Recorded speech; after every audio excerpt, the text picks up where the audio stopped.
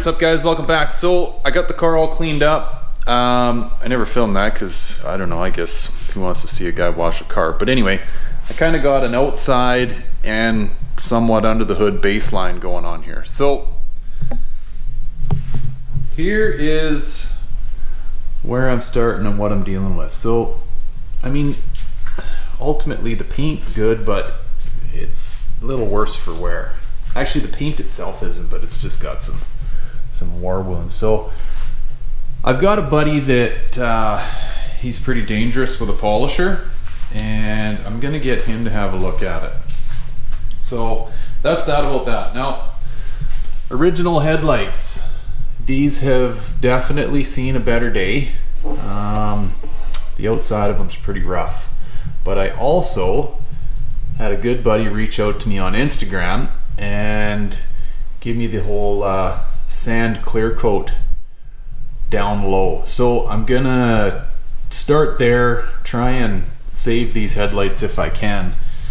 We'll see if we can bring them back to life, but yeah, they're pretty yellowed out. And anyway, so we're gonna start there with that. So funny little story. These 5.0 badges are pretty much shot, right? I actually, so I don't know if my wife's listening or not, I hope not. I had a buddy send me an ad for a set of wheels and tires the other day, and you can probably see them in the background. There they sit. So I ended up buying a set of 17-inch by 8 and 17-inch by 10 ponies with a great set of Toyo tires on them. And met a wicked dude, absolutely deadly fella. He ends up saying, hey, what do you need? I got all kinds of stuff laying around here. So I ended up walking out with some new 5.0 badges. What else? Even had a set of motor mounts. So I'm not pulling the motor out of this anytime soon, but if and when I do, replacing your motor mounts is never a bad idea. Heck, even got a right, I got all kinds of stuff. And yeah, met a wicked guy out of the mix. He was actually just doing a 5-lug 4-wheel disc conversion, and he's got some cross drilled and slotted 4-bolt front rotors. So anyway, we're gonna try and cut a deal on those too. Anyway, this Foxbody community, it never ceases to amaze me. It's just awesome. So I thought, I mean, throwing these tires on probably isn't the best place to start, but I'm dying to know what they look like on the car. So I think that's what I'm gonna do. I'm gonna throw those on. Like realistically, I should be bleeding the brakes before I even put them on, but I don't know, maybe we'll pull them back off and bleed the brakes, and I don't know, I might even get after that today too.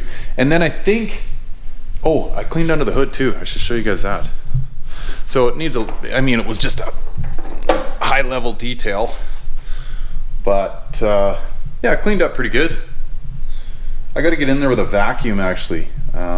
The spiders have decided to make some nests and some webs in there, so I got to do that. And interior wise, I'm going to tear the interior right out of this car and vacuum it all out, clean up 30 years of Lord knows what, pens and gums and mints and who knows what else. So anyway guys, I thought I'd get these on here. Here, I'll show them to you real quick. So these are Toyo, the 888Rs for the rear. And yeah, this wheel I think should look pretty slick. The 10 wide, right? You get a little bit of a lip on the edge of it. I'm a sucker for the ponies. I think they look wicked. It's just the stock ones, I don't even know what they are, like 7.5. I don't even think they're 8 inches wide. Maybe they are. Anyway, they just, that profile of them doesn't look very good, and I think these are a great, and the price was right too. But these will be a great step in the right direction. I do have another wheel in mind for it. Actually, I really like the, they're an SVE wheel. SVE makes one, and so does Rovos. It's a really square 5-spoke, almost looks like a Celine. I thought about those in the bronze color to kind of go with this tan gray bottom if I keep this color combo going, which I think I will. Anyway, I'm jumping all over the place here. So I think I'll jack her up and we'll throw these on and see what we're dealing with here, guys. So stand by.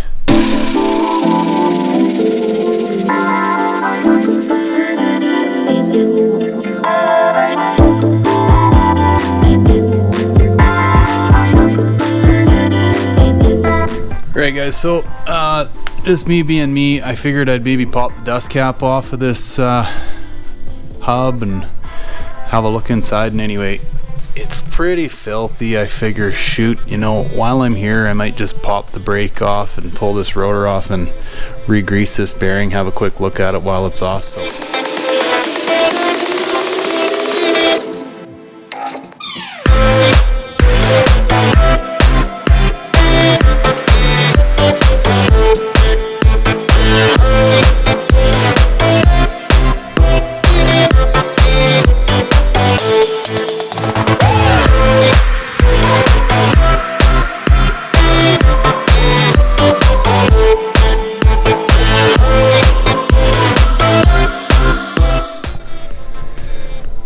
alright, so I don't know for sure if these have ever been done, but I'm gonna get them cleaned up and have a look at them.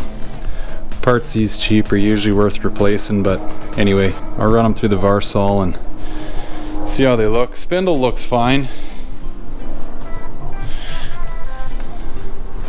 And the seals on the rotor seem fine too. I'll clean that up and make this brand new secondhand.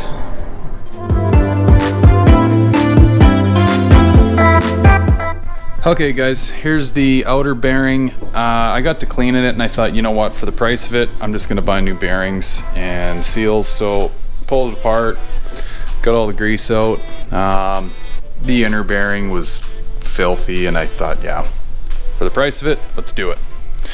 Also pulled the dust shield off and shined it up, and we're gonna start putting things back on.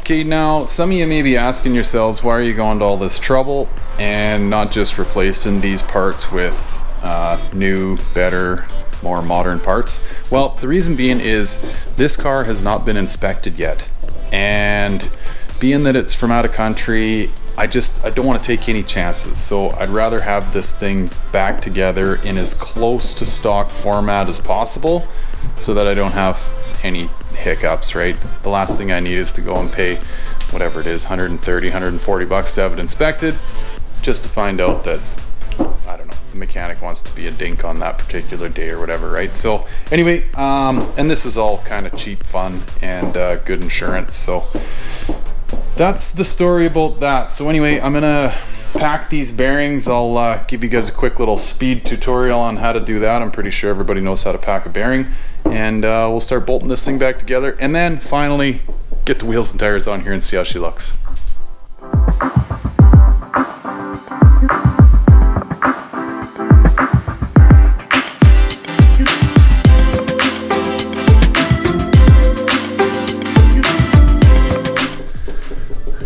Okay guys, just a quick little deal here. I thought I'd show you this. I don't know what in the hell this is. It looks to be some kind of a bee's nest or something that's going on in this rotor. I don't know, maybe this is a Texas thing. Maybe you guys can comment below and let me know. Bees around my parts make nests out of, well, they almost look like paper, not mud. Anyway, yeah, just quick little finding here. I don't know what the hell this is. Guys, I'm just getting ready to throw everything back together here. I've actually already got my rotor back on, and my inner and outer wheel bearings are in. Showed you how to pack grease into them. I think this stuff's pretty self-explanatory. My apologies if you wanted to see how this all went back in. I mean, essentially it's just a cotter pin, this castle nut, and your nut in behind there that holds your washer and bearing and everything in place and holds your rotor on your spindle. But yeah, I always like to, I think this is something that gets overlooked quite often, and that's brake lubricant. I actually, with my daily driver pickup, through the winter months, things in and around your wheel well get corroded up pretty good, and well, your bolts that hold your caliper on these are actually a slider, right? Now these are the stock ones. I typically replace these because they're cheap insurance, but for what it's worth, I'm just putting this back together, making sure it's all safe and these aren't shot. Sometimes these get corroded right up, and like, I've never seen them break off, but I've seen them actually get pitted and corroded almost right through. But yeah, this is what your caliper essentially slides on and adjusts as your brakes wear down, and this needs a lubricant. Now be very careful when you're applying it, because you obviously don't want to get it anywhere near your rotor, but this sits inside of this little rubber boot and essentially needs lubricant. And what ends up happening is, if you don't have these sliders lubricated, your brake caliper will not move back and forth freely, and you typically get heavy wear on one side of your brake pads versus the other.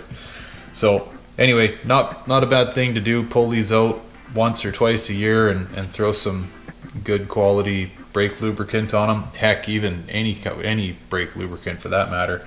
Just something so they slide good. But yeah, I put some on a Q-tip. I get it inside my hole ever so carefully so I don't get anything on the rotor, and then I lubricate these sliders up and slide them in as well. So, all right guys, nothing earth-shattering here, just your standard Foxbody drum brakes. But anyway, I have a receipt for a brake job here. I forgot about it until now, but got brand new drums and brand new rear pads here, so we're in real good shape here. Now I'm gonna go ahead and flip this quad shock around as well, for those of you that don't have any experience in this department.